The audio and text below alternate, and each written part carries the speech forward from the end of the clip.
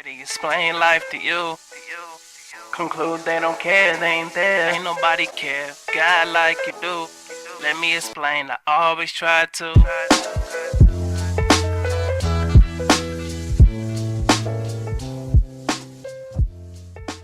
All right, welcome back to the Deep Dive. Today, we are looking at some source material that is just incredibly raw. It's a set of lyrics that feels less like a pop song and more like a psychological confession. It really is. I mean, it's that classic heavy is the head that wears the crown idea, but just stripped of any of the glamour. Yeah, and the narrator kicks it off in this state of, high alert. Right away, they're saying people are scheming on them, talking about them. It just frames this whole story with this intense paranoia. Exactly. And that's the tension we're analyzing. It's the gap between what you see on the outside, the success, and the complete internal collapse. For sure, because the checklist is there, right? They bought the house, they did the album. But they tell you point blank that they feel emotionally and spiritually broken. And the way they describe the grind to get there is just brutal. It's not some fun studio montage. Wow. That line that really stuck with me was, electric bill, probably high because I'm falling asleep under the lights. It just gives you this image of pure exhaustion. It's obsession. And they admit they're making something out of nothing, which is key here. This wasn't handed to them. It was built from desperation. But there's that paradox. Right. On one hand, they tell the doubters, look, I did it. They got the house. But then in the same breath, the album's sitting on the shelf.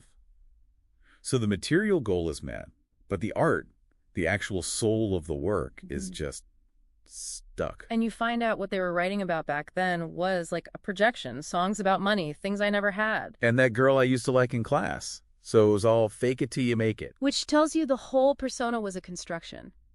And when we get to the relationships, you see those cracks start to show. Oh, wow, yeah.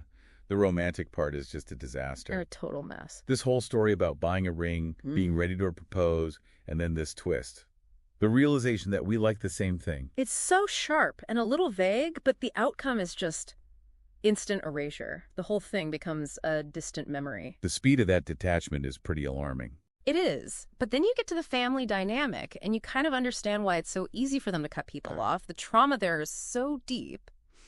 When they quote that family member saying, "You said you hope my son don't turn out like me." Yeah. I mean, that's a devastating thing to hear. It's a complete rejection of who you are. It is. And it's the trigger for a defense mechanism. If your own family sees you as a cautionary tale, what do? You isolate. You become a loner. Exactly, because they only call to put you down. But listen to the language they use to cut them off. It's not, I took back my help. It's, I ungave you everything. Ungave. I love it. It's like Yeah. they're trying to retroactively delete the fact they ever even cared. It's total withdrawal. And when you ungive everything to people, you're left with this huge void. Which, in this text, gets filled with faith. God was the only one. It's like all the horizontal relationships failed, so they just went vertical. But it's not a peaceful, comforting faith, is it? It feels so anxious, this worry that their sins will never be forgiven. It's a plea. And that desperation, eventually, it sours into aggression. It really does. By that second verse, all the patience is gone. And you get that line, just stop testing my patience, I'm not Corona. Wow, yeah. That really dates the lyrics, doesn't it? It equates their anger to a virus, something dangerous. It's a threat, but it's also a wall. It's protecting something incredibly fragile inside. Which brings us to what I think is the core insight of this whole deep dive. The mask. Yeah, that one line that just reframes everything.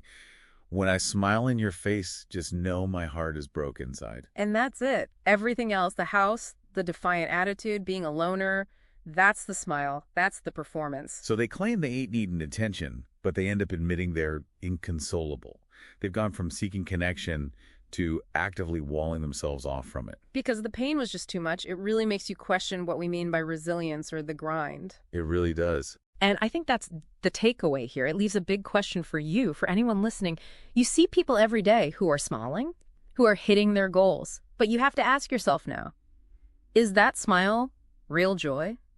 Or is it a mask hiding someone who is, in their own words, inconsolable? Definitely makes you rethink the simple answer to, how are you doing? Thanks for diving into this with us. We'll see you on the next Had one. a kid, but not the father. Send my love, why bother? Already explain life to you. Only call me, you need something. Feeling like I'm nothing, feeling gains from you.